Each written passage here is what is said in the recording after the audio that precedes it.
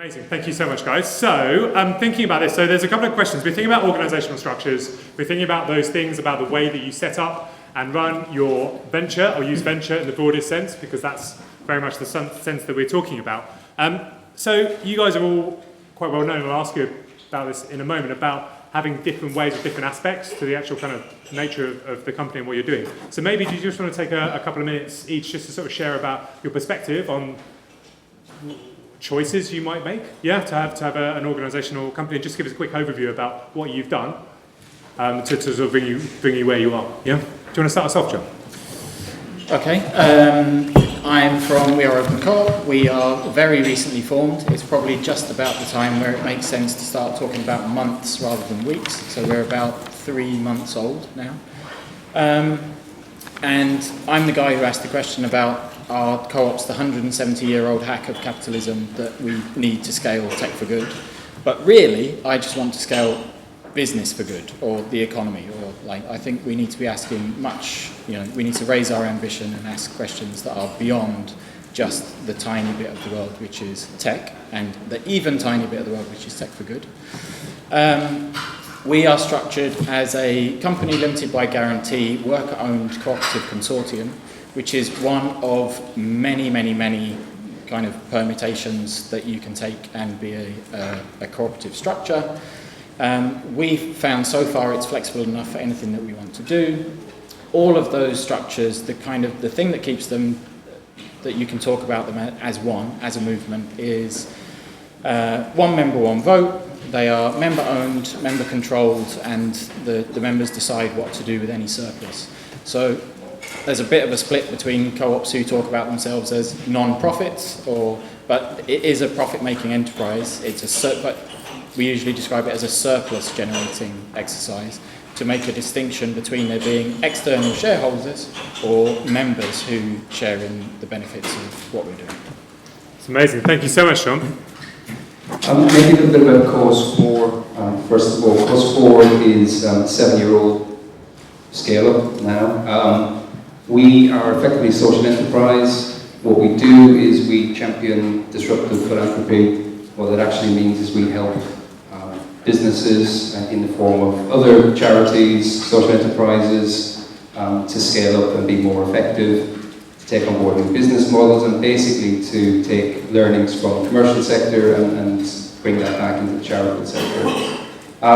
We've been a social enterprise for about 6 years, and last year we made the decision that actually social enterprise as a structure wasn't meeting our our charitable, our business aims, but also we wanted to separate ourselves, I guess, from the wide range of what social enterprises can represent in the UK. Anyway, to cut to the chase, we saw the B Corporation movement developing in the US, and it was about to launch in the UK last year, and we were very struck by how a lot of the B Corp principles applied to what we were trying to do as a business. So we went through the accreditation for what it takes to become a B Corporation, and subsequently we have become B Corp. And there's only about 90 B Corps in the UK at the moment. So it's a very new developing space and kind of business structure, organisational structure. Thanks so much. Duncan, do you want to? Yeah. So Shift designs products and builds social ventures. So we put new social businesses into the world. And our whole philosophy is about putting all of the right elements in place to maximise the chance of success of that venture that we put into the world. And we talk about 3 strands of value, which are social value, i.e. the impact of the products and services that sit at the centre of that venture, the user value, the likability, usability of the products, and the financial, commercial value of the business that sits around that product that we design. And I guess that's the critical point that leads into how we're structured, in that we ourselves are a charity which takes grant funding in to do the early stage research and development, which leads to the formation of those ventures. But we put into the world fully red-blooded for limited buy shares, limited companies, because those companies need to go out and raise impact investment or investment from angel investors who are seeking both a financial return and an impact return. And for us, we can get into how we can protect mission. I think we have a structure which allows us to protect mission within a standard limited by shares company, but we believe firmly that we shouldn't have to restrict the potential financial returns for those early investors, for those new ventures. And the only way we could see of doing that was by not using structures like a charity or an asset lock bodies, which we think does restrict financial return. That's amazing. I'm going to grab this one and see if we can get this one grab here. Yeah, okay. So this is really interesting, right? Because like if you think about it, kind of start your company, yeah, great, what am I going to do? I'm going to be like CLS, or I'm going to be a company limited by guarantee, or I'm going to be a charity. You make all these like hardcore, really important decisions like up front, before you're probably, and anyone who's ever worked in an early stage organisation, like I'm guessing things might change a bit over the first few months, maybe, yeah? So you're making all these really important decisions at the early stage. So I guess you guys have got 3 really different models about how you come to solve that problem, yeah? So I guess the first question is like, why bother? Do you know what I mean? You've got a lot on your mind when you're starting a company or venture, yeah? Why bother to think about doing things in a different way that you guys have approached?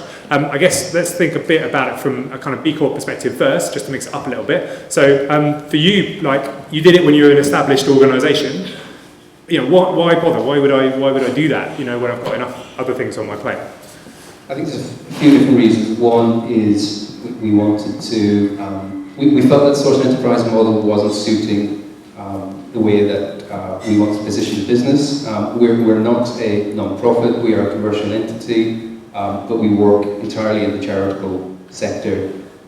So we wanted to position ourselves and not be shy about our commercial objectives, but actually also be very upfront about our commitment to societal change by demonstrating our impact and yeah, I mean, those are the 2 things really. B Corp, for people who are not familiar with it, is about what they call the triple bottom line. So traditional businesses, obviously, profit is usually described as the bottom line. In B Corps, it's the 3 Ps, it's profit, planet, and people. So those elements of what it means to be accredited across those areas demonstrates our transparency and commitment to being impactful and demonstrating our impact, but also not being shy about our commercial kind of focus. Okay, so it feels like it's a way to articulate commercial focus, but also ensure that you've got that social credibility and action sort of baked into what you're doing. Yeah, that's one reason. B Corp is a global movement, so it's operating in 14 countries, 40 countries I believe at the moment. There are over 1,000 B Corps in the US. If you're not, as I said, you're not familiar with B Corps, people like companies like Ben & Jerry's, Etsy are B Corp movements in the UK. You've got other organisations like Big Issue and Social Stock Exchange, Ella's Kitchen. So, yeah. Okay, that's really helpful. So thinking about this thing, so this is the way that you've taken your company. But Duncan, I know you guys at Shift, you did like a lot of thinking about the trap that a lot of people fall into, yeah, which is that you start off as a charity because you think you can get grant funding to support your work, but then you hit against barriers when you try and engage in kind of commercial activity. Conversely, who's a like company limited by shares in here, for example? Who's like that kind of structure? Yeah, okay. How many of those people have had trouble getting grant funding? Yeah, everyone. So this is a real challenge, like, and it's about these challenges that we think about how commercial investors, but also foundations, see and think about how it's best to ensure that their mission is being delivered, whatever that happens to be. And that's something we have to respect, but at the same time, it's a challenge that many people have in the space. So you guys have taken quite an interesting way about that, about giving confidence to foundations about the social mission of what you're doing, but also giving confidence to investors about why this is a sort of, why you're building like investable vehicles, I suppose, yeah? Can you say a little bit about just that model and sort of why you've chosen to take that?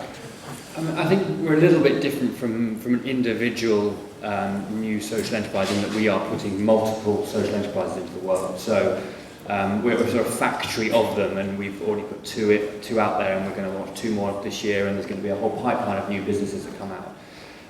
We do exactly what you described, which is take money into Shift as a charity as donations to do all that early stage research and development work, and give people comfort that because we're a charity, that in fact we enable lots of people who couldn't give to us unless we were a charity, as you just articulated.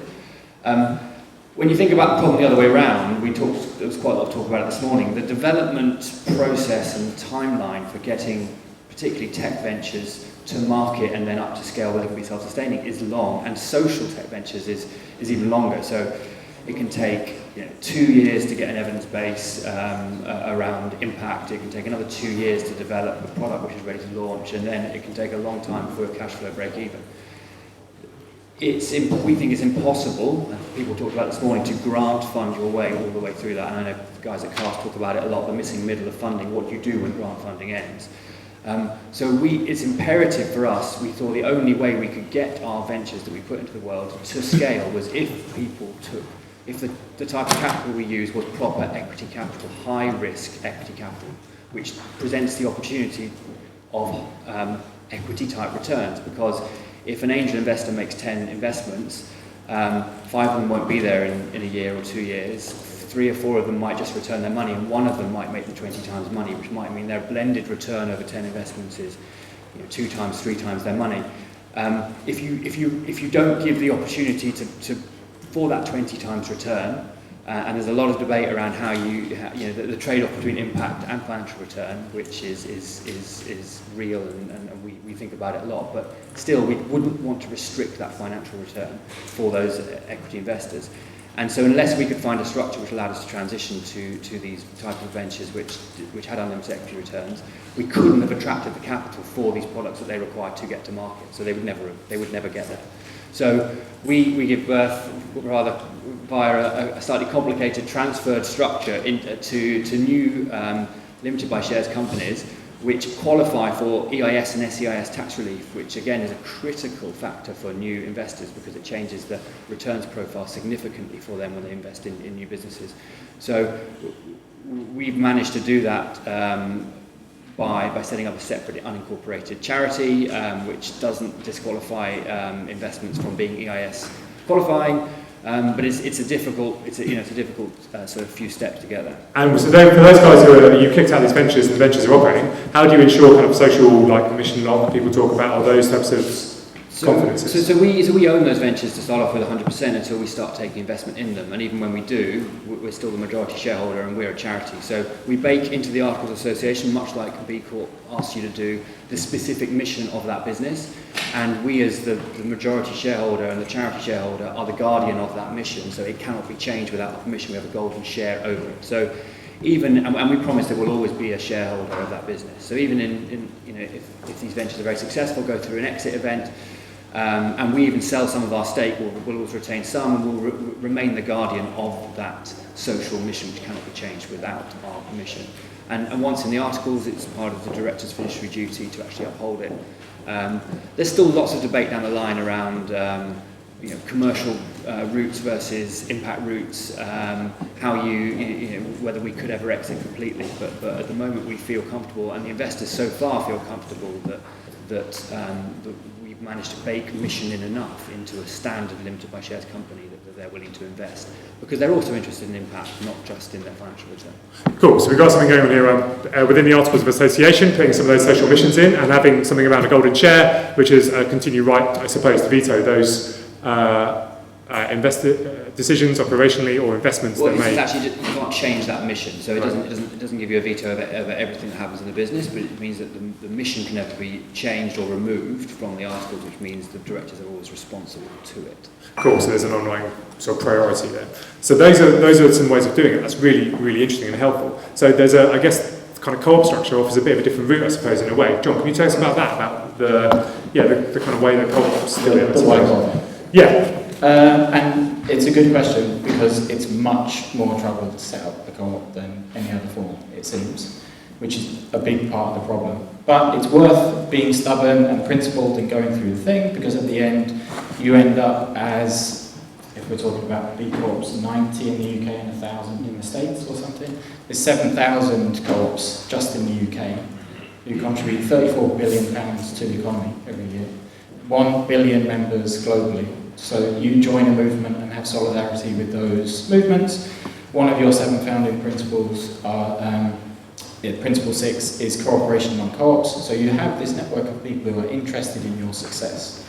Co-ops are twice as likely to make their 6th birthday as any other early stage startup or any other form of business. They distribute the good that they do, the money that they earn, much more widely.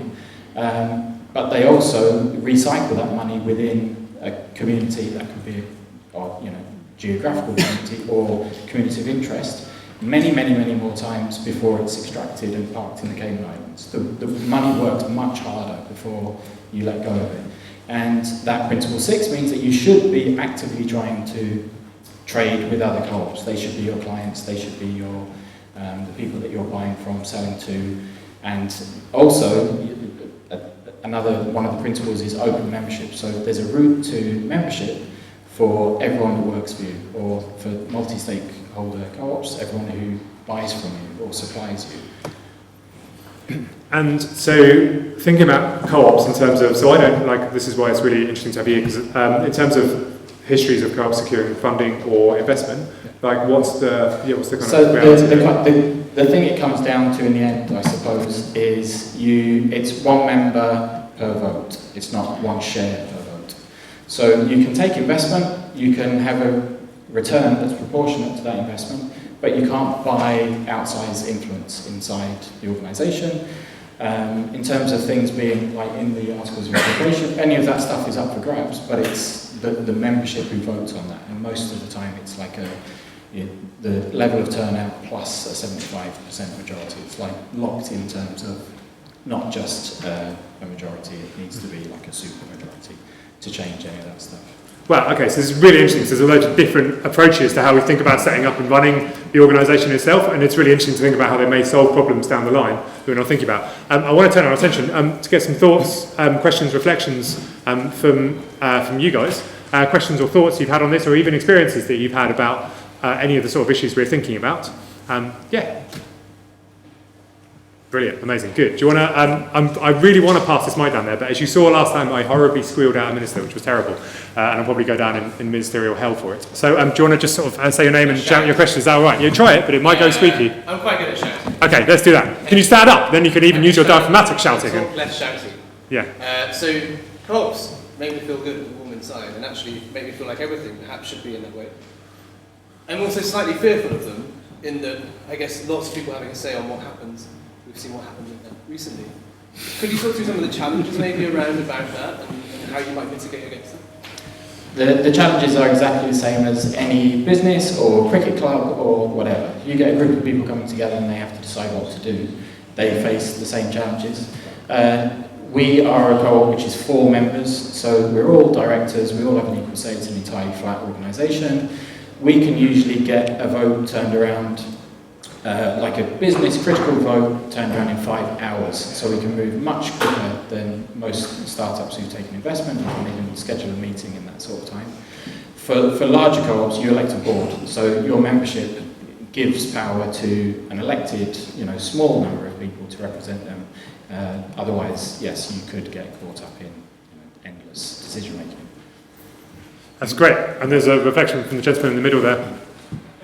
I'm coming as somebody who doesn't really understand a great deal about this sector in the UK, and sort of returning after spending quite a lot of time working internationally and in the US. And I'm particularly interested, perhaps Duncan will have a view on this, in why it seems so much more difficult and complicated here than it is in the US for sort of impact investment to make a difference and get traction. We've got foundations in America who have no problem making grants, making venture capital investments alongside Client Perkins. Why is it so different? And what can we do to make that change? I mean, I think it is interesting talking to foundations and people who are used to giving money to charities, and when we talk to them about the fact that even when they're going to support our early stage work, that we're going to turn that into a business that is commercially robust, and that's how we're going to scale it and sustain it. A lot of them still sort of quake a bit in their boots and say, well, no, we couldn't possibly fund something which is then going to have commercial success and might be profitable and might have people that earn money out of it eventually. So for me, and there are other funders, Non-Net Trust being one of them, who back us, who really get that is the route to actually building something that genuinely can operate at scale and have the biggest impact. There aren't enough of those, and I feel like there's a big education piece here about quite what the stages are of development to take something from idea to big impact. For us, because we're taking consumer products and services to market, tech-based products, there's quite a clear development line, track sort of laid out in the real world, in the sort of commercial world for that. It's very similar in the social world with the social impact layered on top. Funders don't properly understand where they sit along that. Which bits are they funding? What are the outputs of what they fund, and who are they passing the baton onto? So they don't ask that question enough. They're not saying, right, okay, I'm funding this really early stage bit of research. Who's coming in next? What have we got as an output from here? And how do I make sure that in 5 years' time, the bit that I funded is actually going to result in something which is meaningful at the end? And too many funders we talk to, some very big tech giants, for instance, who've funded us previously, we get to the end of a project and they say, or a piece of funding, and they say, thanks very much, the deliverables done. And we sort of say, well, aren't you going to ask us what we're doing next? And no, we've ticked our boxes, it's all good. But we were surprised that there aren't more funders who are really understanding the point in the chain they play and therefore what the other points are. And I think there's work to do, and we talked with Cast about doing some more work, mapping that out, laying it out better for the sector and the funding sector to understand where they sit. Yeah, that's brilliant. Can I jump in on there as well? So I think also, having worked in both sides of the coin sort of thing, I think also we have to remember that funders don't operate in isolation. Funders are always accountable to someone. It could be the corporate who donates their money, it could be the public if they're raised through that sort of way, or whatever. Generally there's some accountability. So I think almost it's around comfort and supporting their understanding of why the mission will be continued, because they have a responsibility. And I think at the moment there's almost a shortcut to say, well, you can only be doing good if you're in a charity or company limited by guarantee on some occasions. And people within funders can be frustrated as that as well, but there's a very real responsibility there about saying, well, how do you ensure the money is sort of spent on social purpose sort of areas, which is why I think this sort of stuff's so important about giving people confidence. Harry? Just in response to the previous question about tech co-ops, about cooperatives and kind of whether that might provide an organisation model, whether the kind of collective decision-making requirement is actually a problem. I mean, I think as John said, for a small organisation, almost all small organisations are essentially cooperative in that sense, if they haven't taken investment. I think that it also offers kind of amazing opportunities that for a kind of medium-sized cooperative, I work in a tech cooperative with about 20 people, you actually have a much lower management overhead because everybody is actually committed to what they're doing, and you don't, rather than having to kind of make people do the thing you want them to, they themselves are actually motivated to do it. And at the much larger end of that, the Panama Canal has just reopened this week. Widening the Panama Canal, as you can imagine, is a fairly difficult operation. And that was completed by a completely democratic cooperative as well. And I think if they can widen the Panama Canal, they can also widen technology. And I think John mentioned there's 5,000 cooperatives in the UK. That's actually a very small proportion of the total number of businesses. And technology itself is very new, and we are seeing some very exciting new models, and I think a lot of those are using cooperatives and platform cooperatives and collectives in some very exciting new ways. And I think, personally, I take what the speakers are saying about the need to take investment, but I do feel that the idea of kind of the people who are actually doing the work being also the kind of the source of investment and therefore the power is a very exciting model, which is actually taking off a lot in the UK now. It's great, thank you, Harry. There's was there another thought inflection? Yeah, go for it. Another question I did principally to Duncan, which is, we've been looking as well for ways around the SEIS subsidiarity track, which seems like it's particularly unhelpful in this sector. Is that part of the kind of bundle of things that you consider making open? It seems like there's a bunch of patterns that we could share between us in this area that I don't mean to put you on the spot, but No, we've already opened it up. So I wrote a blog on this last year explaining exactly how we put our structure together, and we're open source with it. So absolutely read that, and if you want to have a further conversation about it, we're very happy to. I do think what we've done is quite specific to how we function, because we're a multiple entity maker, and so it's not necessarily the solution for someone who's launching their own just social venture. Although I would say, and in that blog I talk about, making sure you look far enough ahead to the types of capital that you want or need, and therefore if EIS or SEIS compliance is really critical, and making sure you don't start out as a charity, do start out as a social. And I guess I have a subsidiary question to that, which is the particular model you've come up with. I guess one of the things that defines the model you choose is the optics of the kind of investor that you end up wanting. And I found that depending on the model, either philanthropic funders or capital investors are going to be more interested. With your model, which one do you find, who does that play to well? I mean, when we get to the investment into the ventures, we're definitely looking for people who absolutely are aligned with us on the impact we want to deliver, but also believe, as we do, that the best way to do that is by generating a financial return for investors, because the disciplines that puts into a business to create a surplus that allows it to scale and sustain and then be able to pay something back or increase value of a venture is the reason that venture, we think, is going to scale and be sustainable and have the biggest impact. So we definitely want to make it, we want to make those financial returns or the risk-reward balance those investors feel as attractive as possible, because we do want them motivated by the financial return, because that's the model by which we think we're going to deliver the impact. And if they understand that, we understand that, we need to make that as attractive as possible. Awesome. Okay, good. We're bang on time, so I reckon this is the time to say thank you so much.